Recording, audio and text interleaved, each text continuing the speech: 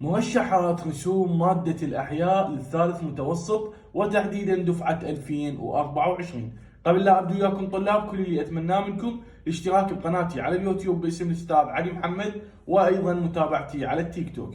أول مرشح عندنا ومهم جدا اللي هو العظم، ثاني واحد اللي هو السن، وثالث واحد اللي هو الخلية العصبية، ورابع واحد اللي هي الزغابات، وخامس واحد اللي هو الجهاز التناسلي الذكري والأنثوي. طبعا ذني عندنا أهم رسوم أو أهم 5 رسوم مرشحة لطلاب 2024، ولطلاب الوزاري أيضا نفسهن ذني الرسوم مرشحة بإذن الله عز وجل. أنصحكم تركزون عليها، وأنصحكم جدا جدا تضبطون التأشيرات، لأن التأشيرات عليها 8 درجات، أما الرسم عليه درجتين، حتى إذا كان الرسم خطأ ما ينقصون بقد ما ينقصون بالتأشيرات. فأنت إذا ضبطت التأشيرات والرسوم راح تحصل إن شاء الله 8 درجات.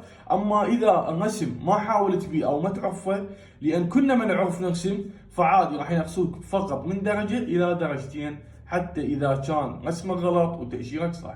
تحياتي لكم أستاذ علي محمد. كل اللي أتمناه منك أن تصعد لنا هذا المقطع بالصلاة على النبي، وتكتب لنا بالتعليقات كم واحد من ذني الرسوم حافظها، أو كم واحد من ذني الرسوم ضابطها 100%.